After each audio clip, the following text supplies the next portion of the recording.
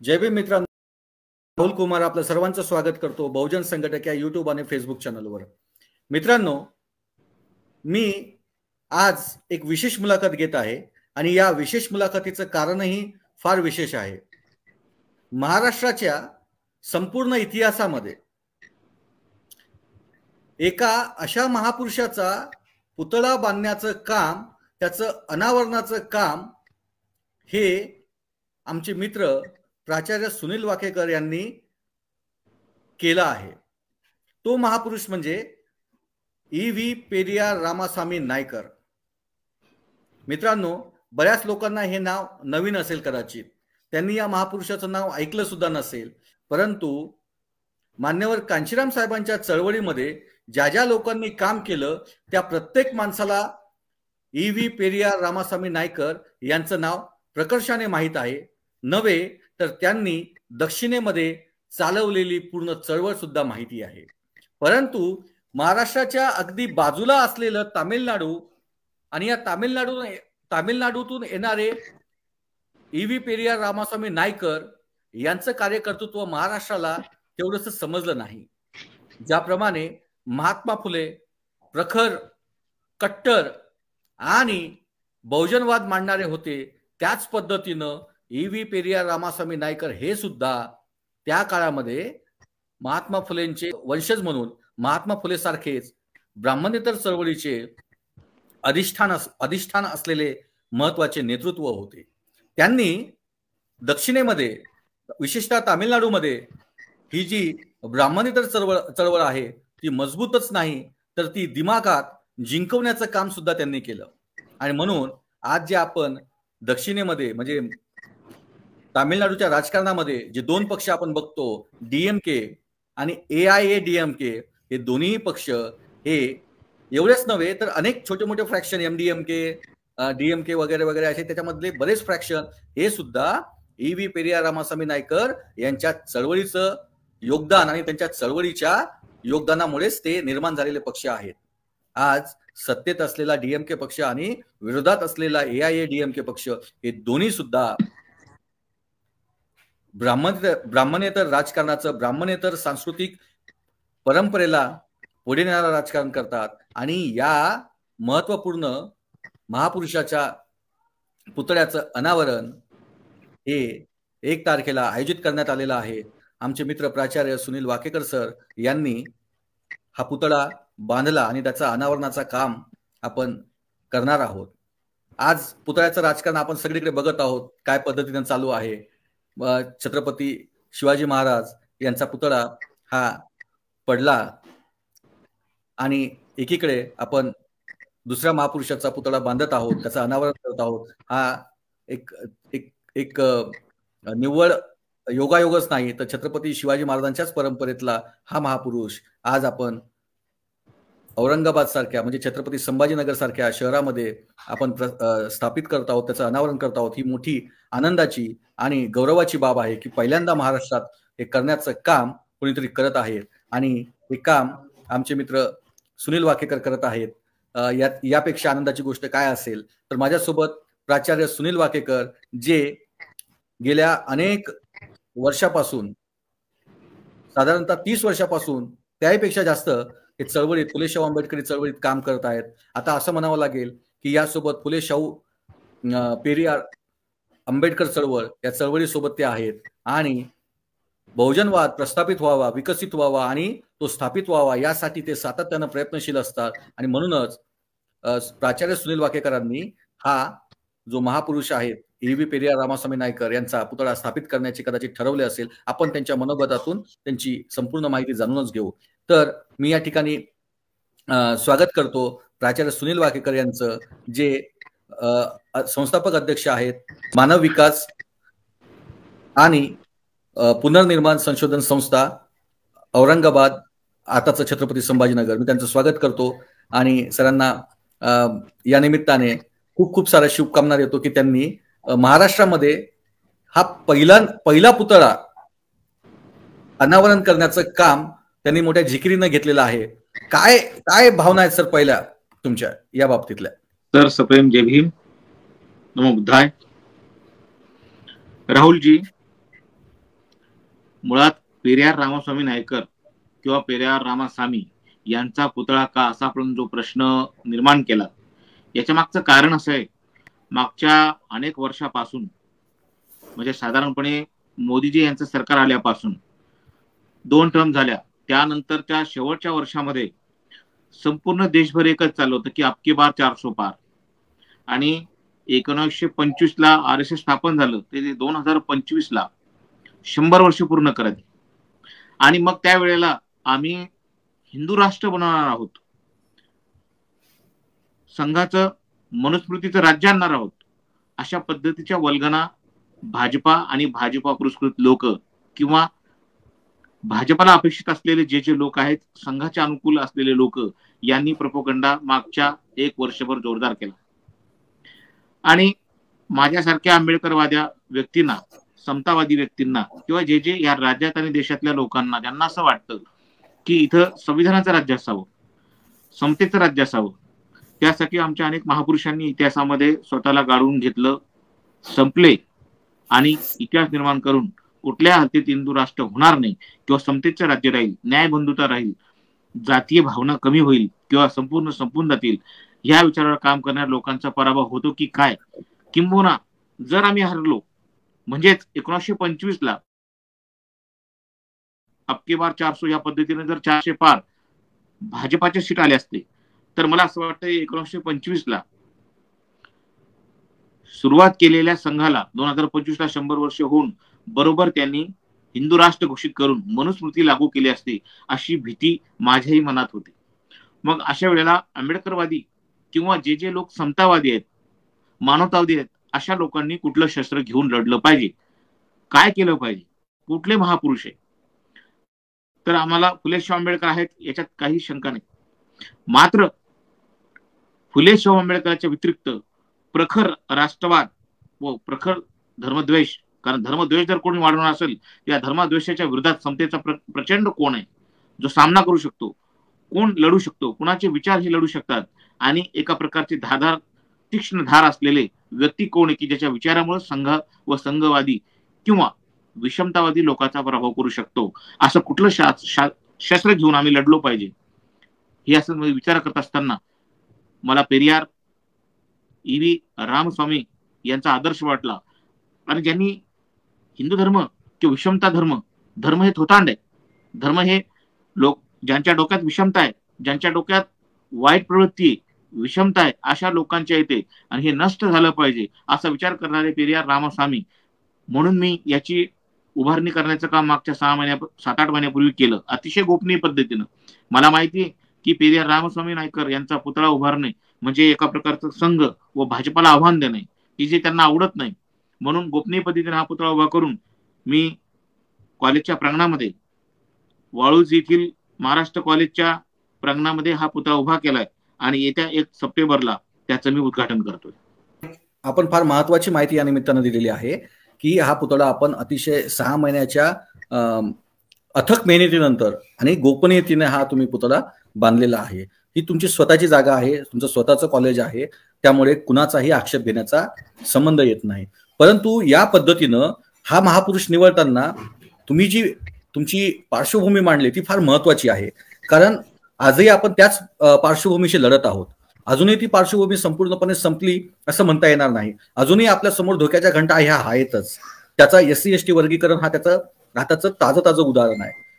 असो, तर या पद्धतीने हा पुतळा तुम्ही उभारताना EV रामास्वामी पेरियार नायकर यांची जी विचारधारा आहे, ही विचारधारा ज्या पद्धतीनं लोकांमध्ये प्रेरित व्हायला पाहिजे, ती समजली पाहिजे, ती लोकांमध्ये गेली पाहिजे, यासाठी म्हणून हा जो तुम्ही प्रयत्न करत आहात, हा प्रयत्न करत असताना तुम्हाला काय काय आव्हाने वाटत आहेत?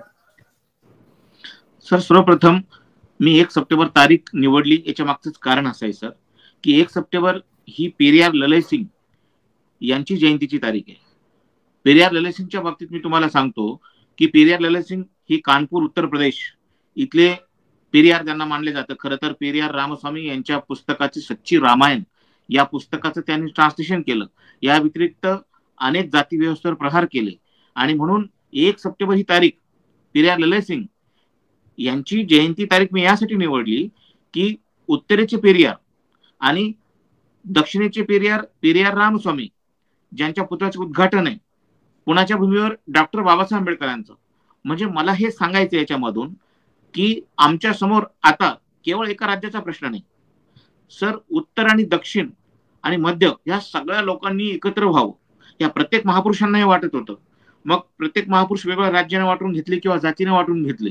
पण मी जर माझ्या कार्यक्रमाची तुम्ही पत्रिका बघितली तर मी सगळ्या फुले शाहू आंबेडकर व पेरियार यांना मानणाऱ्या सगळ्याच संघटना आणि पक्षांना बोलवण्याचा प्रयत्न केला, ज्यांना ज्यांना बोलण्याचं शक्य आहे तेवढं.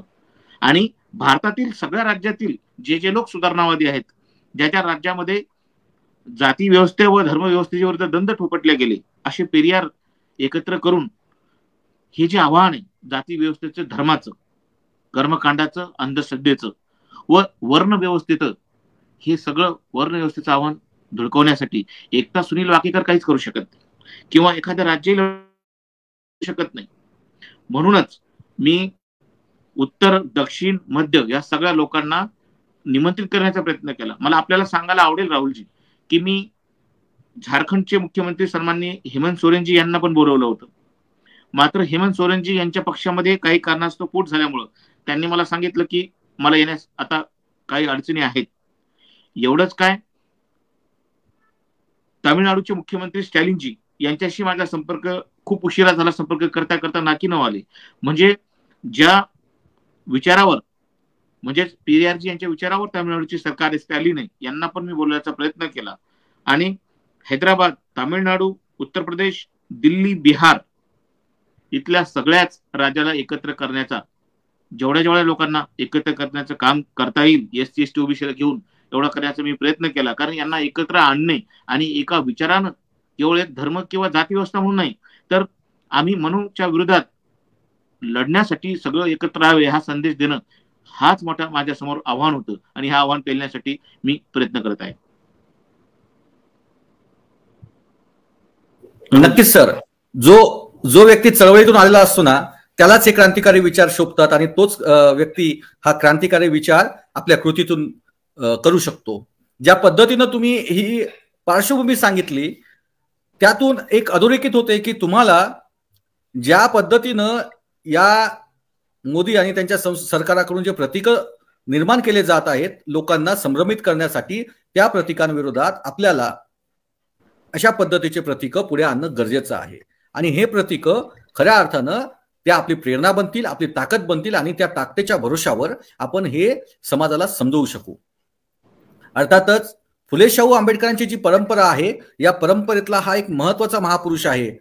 मला सांगण्यास एक फार म्हणजे महत्वाची माहिती मला तुम्हाला सांगण्यास आवडेल की आपण मान्यवर कांशीराम साहेबांकडून खऱ्या अर्थानं पेरियार यांना संपूर्ण देशामध्ये नेण्याचं काम केलं गेलं. खऱ्या अर्थानं बहुजन समाज पार्टीमध्ये काम करणाऱ्या लोकांना पेरियारजी खऱ्या अर्थानं माहीत झाले आणि BSPने त्या काळामध्ये फुले शाहू आंबेडकरांसोबत पेरियार आणि नारायण गुरु या दोन दक्षिणेतल्या महापुरुषांना स्थान दिलं होतं. हे 5 महापुरुष त्यांच्या एकूण बॅनरवर असायचे. आज ते आपल्याला दिसत नाही. पेरियार सुद्धा गेलेले आहेत आणि नारायण गुरु सुद्धा गेलेले आहेत.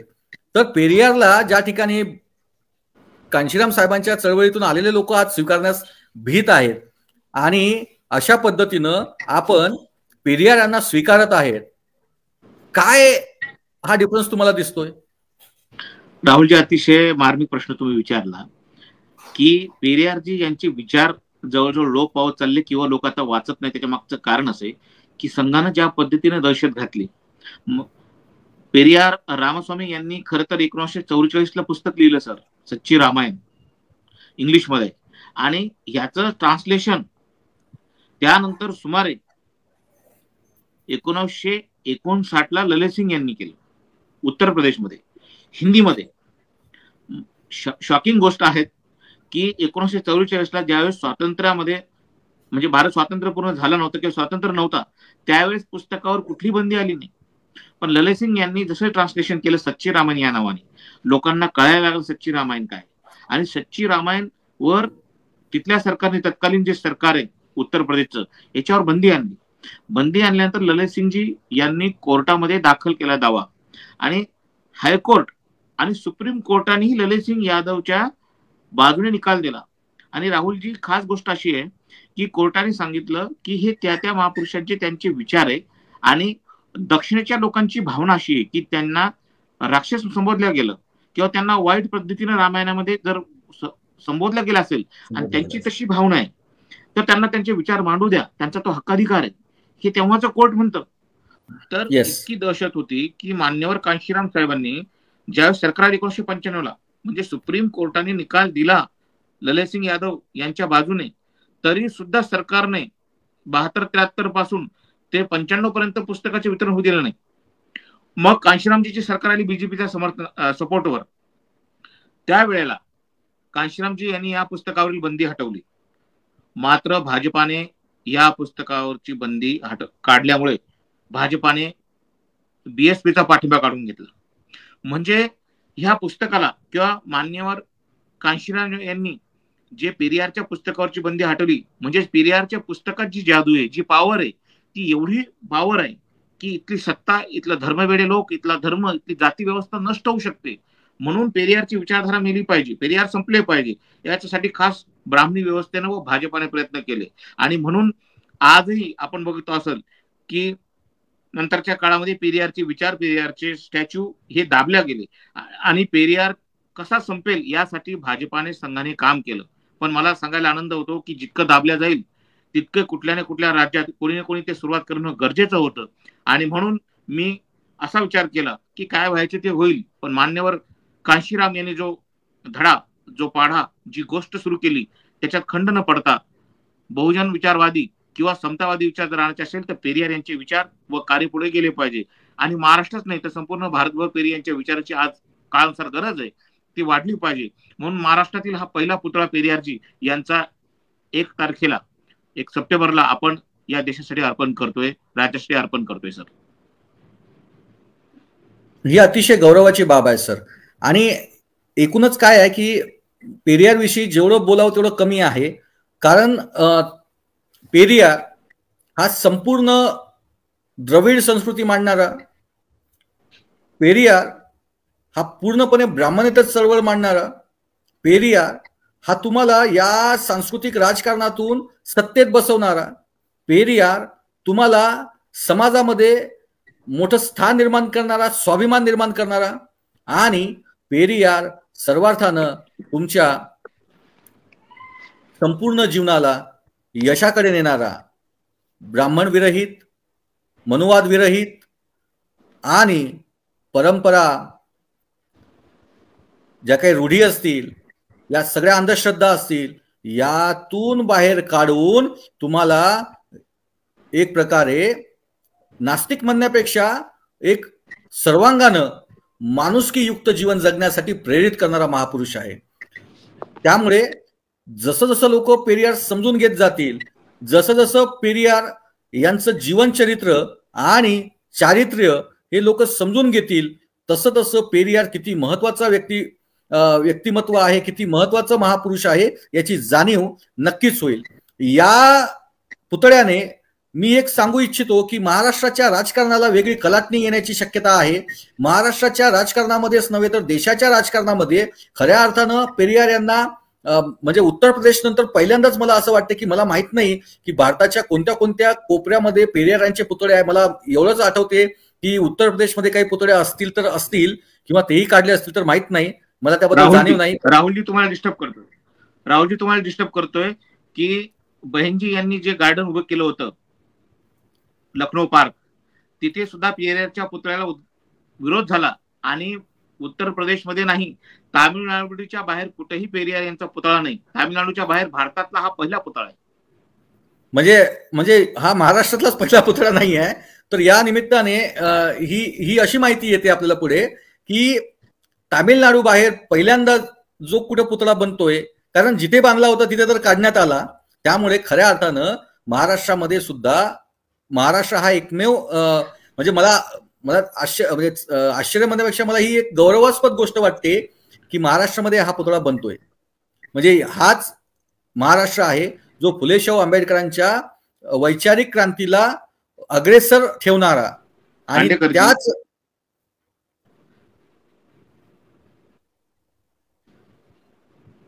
खांडेकरजी, जसा ह्या पुतळ्याच्या संदर्भातल्या पत्रिका संपूर्ण व्हॉट्सअप, सोशल मीडिया आणि लोकांपर्यंत चालल्या, अनेक प्रतिक्रिया यायला लागल्या. त्यातले एक राष्ट्रीय प्रबोधनकार आमचे राहुल अन्वेकर, कदाचित आपल्याला माहित असेल, यांची अतिशय प्रतिक्रिया बोलकी आहे. त्यांनी मला फोन करून असं सांगितलं की वाकेकर सर, तुम्हाला जर आजच कोणी गोळ्या घातल्या आणि तुम्ही मेले तरी तुम्ही 1000 वर्ष जिवंत झालात.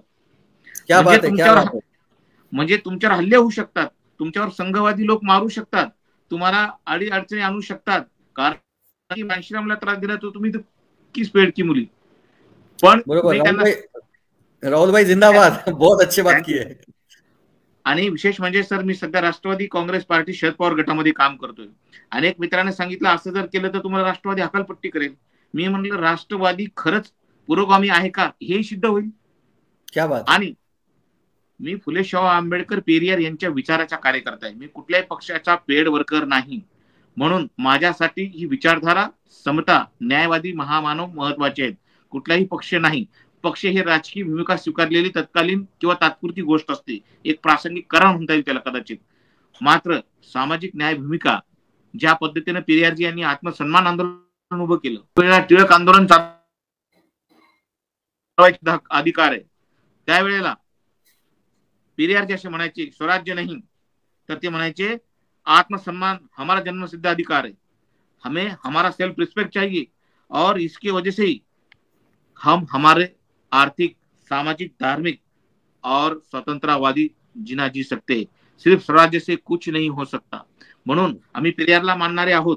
जर आम्ही कुठल्याही पार्टीत असू आणि त्या पार्टीमध्ये जर आमचा आत्मसन्मान नसेल, तर आम्ही कुठल्याही जातीचे असू, कुठल्याही पक्षाचे असू, जर आत्मसन्मान नसेल तर त्या पार्टी आणि पक्षाची काही गरज नाही. अगदी अगदी परफेक्ट बोलत तुम्ही. मी याच कथनाकडे येत होतो तुमच्या, की मला हे समजून घ्यायचं आहे की ज्यांनी स्वीकारलं होतं त्यांनी तर ते नाकारायला सुरुवात केली आणि पहिला पुतळा तुम्ही हा बनवला. ही क्रांतिकारक गोष्ट आहे. हळूहळू, आजच नाही पण हळूहळू पेरियार यांचे विचार हे एक पर्यायी शक्ती म्हणून उभे राहू शकतात. हा पर्याय तुम्ही महाराष्ट्राला दिलेला आहे. एक नवी दिशा, नवं आकलन महाराष्ट्राच्या राजकारणाला देण्याचा तुम्ही प्रयत्न करीत आहात. ही फार गौरवाची गोष्ट. आणि कदाचित हा तुमचा पर्याय किती मोठा आहे किंवा किती लहान आहे यापेक्षा तो पर्याय म्हणून आपल्याला घेता येऊ शकतो, ही गोष्ट तुम्ही या निमित्ताने संपूर्ण महाराष्ट्राच्या समोर ठेवली. आणि मला अपेक्षा आहे की जर आपण पेरियार यांचे विचार घेऊन गेलो तर नक्कीच यांच्या हे जे काही मनुवादी अजेंडा मांडत आहेत, या मनुवादी अजेंड्याला एकमेव पर्याय हा होऊ शकतात. कारण संपूर्णपणे as it is Mahatma Phule यांचे वैचारिक वारस म्हणून खऱ्या अर्थानं पेरियार आपल्याला इथे दिसतात. सर बोला. राहुलजी, मला याच्यातून एक सांगायचं आहे लोकांना की माझ्यासारखा एक पेड वर्क, मी पगारी नोकर आहे, सरकारी पगार घेतो, त्यानंतरही मी पेरियारजीचा स्टॅच्यू उभा करून आंदोलनामध्ये सहभागी होऊ शकतो. तर जे लोक नाहीये त्यांनी आता घाबरता कामा नये. किती दिवस घाबरणार आहात? कारण की जर तुम्हाला परत मनुस्मृती लागू करून घ्यायची नसेल, परत फुले शाहू आंबेडकर वारंवार येणार नसतात, तर आम्हाला आतापासून हातामध्ये पेरियार, फुले शाहू आंबेडकर यांची शस्त्र हातात घ्यावं लागेल, विचाराचे शस्त्र घ्यावं लागेल हातात आणि लढावं लागेल. किती वर्षांनी लढणार, किती वर्षांनी नाही, तर आतापासून लढावं लागेल. तामिळनाडूतूनच थोल थिरुमावल्लन यांना बोलवलं, हे कसं शक्य झालं सर? यांनाच तुम्ही उद्घाटनाला कसं बोलवलं सर? सर असं आहे की त्यांचं ऑलरेडी काम पेरियारच्या विचारधारेवर आहे आणि त्यांच्यावर असा आरोप लागला होता ब्राह्मणवाद्यांनी जाणीवपूर्वक स्टॅलिन आणि त्यांच्यात वाद लावण्यासाठी की यांनी पेरियारची स्टॅच्यू तोडला, असा खोटा आरोप लावून जाणीवपूर्वक फूट पाडण्याचं काम तामिळनाडूमध्ये ब्राह्मणवाद्यांनी केलं होतं. म्हणून मी जाणीवपूर्वक आदरणीय पॅन्थर थिरुमावेल्लम यांना यासाठी बोलवलं की ते स्टॅच्यू तोडू शकत नाही. ते वेगवेगळ्या राज्यामध्ये त्यांनी या कामासाठी पुढाकार घेतला. तुम्हाला सांगायला आनंदाची गोष्ट वाटेल की स्वामी प्रसाद मौर्य यांना ज्यावेळेस मी सांगितलं की सर आपल्या वेळ मिळेल का, तर स्वामी प्रसाद मौर्य असे म्हटले की अरे याच्यापेक्षा चांगलं ह्या देशात कुठलंही काम नाही, मी सगळे कामं सोडून येईल आणि तुम्ही पेरियारचा पुतळा उभा करताय भारतामध्ये. पहिल्यांदा एक मंत्रीने माझे किमान सर लगातार 3 दिवस फोन करून स्वागत केलं की ह्या गोष्टी आता वारंवार वेगवेगळ्या राज्यात व्हायला पाहिजे. आणि त्यांना इतका आनंद वाटला की कुणीतरी पेरियारची विचारधारा परत काम करते. आपल्याला स्वामी प्रसाद मौर्याविषयी अधिक माहिती असेल की त्यांनी मागच्या वर्षी मोठा घणाघात केला होता की ढोर नारी पशु ताडन की अधिकारी, ज्या पद्धतीने तुलसीदासने सांगितलं, तर तुलसीदास आणि तुलसीदासचे विचार किती खोटे, किती विषमतावादी, किती विषवाले हे त्यांनी ज्यावर आघात केला, तर त्यांच्या मुंडकं तोडण्याचं व 10 कोटी रुपये बक्षिसाचं काम एका महाराजांनी केलं. पण विचारधारा स्वामी प्रसाद मोरे यांची वाढत चालली. माझ्यासारखे अनेक कार्यकर्ते, मग ते पेरियारचे विचार असतील की फुले आंबेडकरचे विचार असतील, आता वाढत जातील आणि वाढले पाहिजे या विचाराचा मी. अगदी बरोबर. माननीय माजी मंत्री जे बहुजन समाज पार्टीमध्ये खूप मोठ्या अवध्याचे मंत्री होते, पक्षाच्या मोठ्या पदावर होते, ते स्वामी प्रसाद मौर्यजी हे सुद्धा येत आहेत. त्यासोबत जे राष्ट्रीय अध्यक्ष आहेत स्वामी प्रसाद मौर्य राष्ट्रीय शोषित समाज पार्टीचे, त्यासोबतच मंत्री राजेंद्र पाल गौतम जे नवी दिल्लीचे आहेत, ते आम आदमी पार्टीचे मंत्री आहेत. अनेकांना त्यांच्याबद्दलचा इतिहास माहित आहे की ज्यावेळेस मिशन जय भीम, राहुलजी त्यांनी आता मिशन जय भीम नावाचे संघटन काढून त्याचं काम करतायत राजेंद्र पाल गौतम. बरोबर.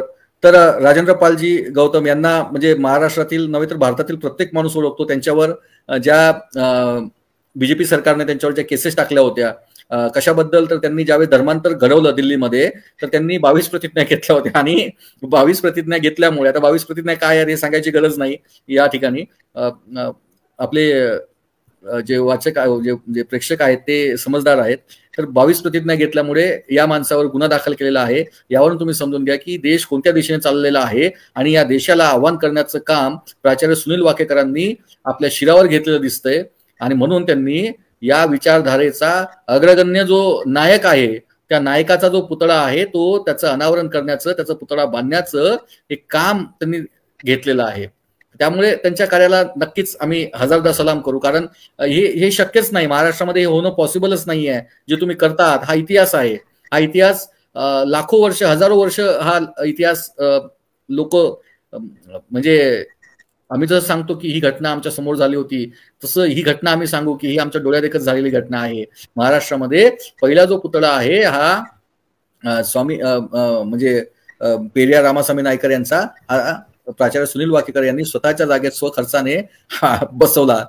आणि त्या कॉलेजमधून म्हणजे तुम्ही तो कॉलेजमध्ये बसवताय, त्यामुळे त्या कॉलेजच्या माध्यमातून जे विद्यार्थी तिथे म्हणजे शिकतील त्यांना सुद्धा पेरियार काय आहे हे समजायला लागेल. आणि एक वैज्ञानिक विचारधारा असलेला, एक पुरोगामी असलेला, एक रॅशनल जो कार्यकर्ता आहे, जो विद्यार्थी आहे, तो या माध्यमातून घडू शकेल. कारण पेरियारच्या नावाला विरोध जेएनयू सारख्या म्हणजे जेएनयू सारख्या विद्यापीठामध्ये सुद्धा होतो.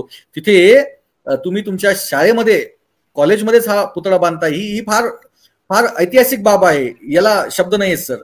आणि यासोबतच तुम्ही बिहारचे नेता प्रतिपक्ष, ज्याला विरोधी पक्षनेता म्हणतो आपण, बिहारचे माजी उपमुख्यमंत्री जे तेजस्वी यादव आहे, हा एक अतिशय राजबिंडा आणि ज्याला काय म्हणतात ना, एक उमदा तरुण आहे की ज्याच्यामध्ये खऱ्या अर्थानं ज्याला सगळ्यात काय म्हणतात कमी लेखलं गेलं होतं बिहारच्या राजनीतीमध्ये बघताना, पण त्याने ते वारंवार सिद्ध केलं की लालू का बच्चा हो, किसी से डरूंगा नाही. ज्या पद्धतीनं लालू प्रसाद यादव म्हणजे सॅल्यूट त्यांनी जेलमध्ये जाणे प्रिफर केले, पसंत केले, परंतु त्यांनी झुकणे पसंत केले नाही. त्यामुळे अशा सिंहाचा तो बछडा आहे तेजस्वी यादव. त्याचं सुद्धा खूप कौतुक की तो सुद्धा यांना तुम्ही त्यांना बोलवलं, तेजस्वी यादवना. म्हणजे हे फार तुम्ही ही जुळवणूक फार जबरदस्त केली असं या ठिकाणी मला दिसतंय. काय म्हणाल तुम्ही? राहुलजी, तुम्ही जर पत्रिका बघितली असेल पूर्ण, तर फुले आंबेडकर विचारधारेच्या सगळ्या संघटनेला ज्यांनी काम केलं त्या सगळ्यांना जोडण्याचा मी प्रयत्न केलाय. मग आदरणीय सुरेश माने सर असतील, बीएसपीचे प्रदेश अध्यक्ष असतील, त्याच्यानंतर प्रवीणदादा गायकवाड जे संभाजी ब्रिगेडचे संस्थापक अध्यक्ष, त्यांना पण मी विनंती केली, तेही आले. बामसेपचे लोक येत आहेत, भीमराव सरवदे, ज्यांच्यामुळे महाराष्ट्रभर खऱ्या अर्थानं पेरियार मराठीत कळला लोकांना. हे मला सांगायला खूप आनंद वाटेल की भीमराव सरवदे यांचे पुस्तक मी 2004-05 ला वाचले. तेव्हापासून पेरियारचा प्रभाव माझ्या डोक्यामध्ये होता. आणि ते औरंगाबादलाच राहतात, त्यांच्याशी भेट करून त्यांच्या मार्गदर्शनामध्ये मी पुतळा उभा केला. पुतळ्याचं बांधकाम चालू असताना हे फक्त गोपनीय पद्धतीनं फक्त माझी पत्नी मी आम्हा दोघांनाच माहित होतं.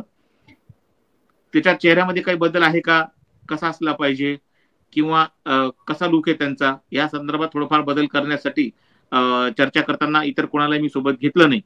आणि म्हणून हा एका प्रकारची ऐतिहासिक गोष्ट आहे की आपण सगळ्या विचारवंतांना घेतलं, राष्ट्रवादीचे काही पदाधिकारी, आणि आपण जर सगळं यादी जर बघितली राहुलजी पत्रिकेतली, तर मी खास करून ओबीसी नेत्यांना यामध्ये बोलवलं, कारण पेरियारजी जे ओबीसी नेते होते, ओबीसी महामानव होते, आणि ओबीसी लोकांना याबाबत माहिती नाही म्हणून ओबीसी नेत्यांनाच जास्त बोलवलं.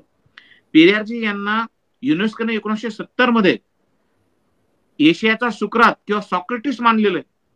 त्यांचा युनेस्कोने पुरस्कार केला. त्यांना फ्रान्सचे जे व्हॉल्टियर आहे, सामाजिक उत्क्रांतीचे प्रणेते, व्हॉल्टियर सोबत सुद्धा पेरियार यांची तुलना होते. हे समाजाला आणि राज्याला आणि देशाला कळावं, हा पण माझा एक उद्देश. नाही, खूप खूप चांगल्या पद्धतीने आपण या ठिकाणी ही मांडणी केलेली आहे. एकूणच हा कार्यक्रम खूप भव्य दिव्य आहे. कार्यक्रमाची पत्रिका संपूर्ण व्हॉट्सअप, फेसबुकच्या माध्यमातून अनेक लोकांना भेटली आहे, भेटत आहे, लोक वाचत आहेत आणि कौतुक करत आहेत. आणि या तुमच्या कार्यक्रमाला मी अनेक शुभेच्छा देतो. 1 तारखेला 11 वाजता आपण या पुतळ्याचं अनावरण करतात उद्घाटक म्हणून. अर्थातच खासदार माननीय थिरुमा वल्वन हे येत आहेत आणि स्वामीप्रसाद मौर्य हे प्रमुख अतिथी असतील, राजेंद्रपाल गौतम हे प्रमुख अतिथी असतील आणि तेजस्वी यादव हे सुद्धा प्रमुख अतिथी असतील. त्यासोबत प्रवीणदादा गायकवाड असतील, सुरेश माने असतील, संजय मोहिते असतील, श्रावण देवरे, सुनील डोंगरे, प्रकाश शिरसाट, गणेश्वर, गणेश्वर, हैदराबाद विद्यापीठाचे, हैदराबाद विद्यापीठाचे, त्यानंतर भीमराव सरवदे सर, त्यानंतर अनिल कुमार बस्ते, त्यानंतर अमोल भैया नरवडे आणि पार्थ पोळके, आणि ज्यांच्या माध्यमातून चळवळ संपूर्ण देशामध्ये गीतांच्या माध्यमातून गेले असे आमचे लाडके प्रबोधनकार, आमचे मोठे बंधू राहुल अन्वीकर दादा हे सुद्धा या कार्यक्रमाला येणार आहेत. तर एकूणच हा कार्यक्रम भव्य दिव्य तर आहेतच, परंतु हा ऐतिहासिक कार्यक्रम असेल. त्यामुळे प्रत्येक व्यक्तीने वेळेतून वेळ काढून, जे कोणी छत्रपती संभाजीनगरमध्ये राहतात त्यांनी तर जावेच जावे. त्यासोबतच महाराष्ट्रातील ज्या ज्या पुरोगामी चळवळीतील माणसाला तिथे जाणे शक्य आहे, ज्या ज्या माणसाला मोदीच्या विरोधात उभं राहायची इच्छा असेल, ज्या ज्या माणसाला या SC ST आरक्षणाच्या विरोधात जे काही क्रिमिलेअर लावण्याचा प्रयत्न केला गेलेला आहे, या गोष्टीचा चीड असेल, ज्या ज्या लोकांना असं वाटत असेल की याच्यामध्ये, या महाराष्ट्रामध्ये, या देशामध्ये आपल्यावर दडपशाही होत आहे, आपला आवाज दाबून टाकण्याचा प्रयत्न होत आहे, अशा सगळ्या लोकांनी या कार्यक्रमाला जाणं आवश्यक आहे. कारण हा कार्यक्रम हा नुसता पुतळा अनावरण नाही, तर या देशामध्ये उद्याच्या सत्तेची बीजारोपण असणार आहेत, उद्याच्या संविधानवादी भारताचे बीजारोपण होणार आहेत आणि खऱ्या अर्थानं मनुवादाचा नायनाट करण्याचा एक प्रकारे प्रयत्न होणार आहे. त्यामुळे आपल्या भविष्यातील पिढीसाठी या कार्यक्रमाला आपण गेलं पाहिजे, एवढंच मी या ठिकाणी सांगतो. सर, शेवटची कमेंट काय असेल? राहुलजी, आपण आवाहन केलंच आहे माझ्यातर्फे, त्याबद्दल आपले आभार आहेच. पण मला शेवटचे एक वाक्य सांगायचंय की जसं ह्या पुतळ्याच्या संदर्भात इनॉग्रेशनच्या पत्रिका टाकल्या, मला खूप आनंद वाटला की महाराष्ट्रात आणि इतर राज्यातल्या अनेक टीमने मला फोन केला आणि ते स्वतः वेगवेगळ्या राज्यातून आणि मुंबईहून काही लोक येणार आहे की जे पेरियारवर ऑलरेडी काम करतायत. ते म्हणजे तुम्ही एवढी डेअरिंग केली, म्हणजे मला वाटत नव्हतं की वेगवेगळ्या राज्यातले लोक आणि महाराष्ट्रात सुद्धा पेरियारवर काम करणारे लोक होते. असे लोक येणार आहेत. आपलं जे युट्यूब चॅनल आहे सर, मागच्या अनेक वर्षापासून चालू आहे, बहुजन संघटक, याच्या स्थापनेपासून मी आपल्या सोबत आहे. मी आपल्याला सगळ्यात अगोदर निमंत्रित करतो, कारण की तुम्ही खऱ्या अर्थानं बहुजन ह्या शब्दाला न्याय देतात, प्रत्येक लोकांना आपली बाजू मांडण्याचं काम करता. तुमच्या युट्यूब चॅनलला शुभेच्छा आहेच, मात्र उद्याच्या 1 तारखेच्या कार्यक्रमाचं निमंत्रण आहेच. आपण जरूर यावं आणि बहुजन संघटकचे आपले जे 1 लाख फॉलोअर्स आहे, जे आपण बघत असतील, त्यांना सर्वांना विनंती करतो की 1 लाख फॉलोअरनं चालणार नाही, आम्ही करोडो लोकांपर्यंत पोहोचलो पाहिजे. बहुजन संघटक हे राहुल खांडेकर यांचं नाही, हे बहुजनांचं आहे. म्हणून प्रत्येकाने हे शेअर करावं आणि याचे विचार प्रत्येकाने प्रसारित करावे आणि 1 सप्टेंबरच्या कार्यक्रमाला आपण सगळे यावे, ही विनंती करतो. जय भीम, नमो बुद्धाय. जय भीम सर, धन्यवाद. प्रत्येकाने या कार्यक्रमाला यावं एवढंच बोलतो आणि आपल्याला अनेक मंगलकामना सर या निमित्ताने मी देतो आणि इथेच थांबतो. जय भीम, जय भारत आणि पेरियार जिंदाबाद. जिंदाबाद.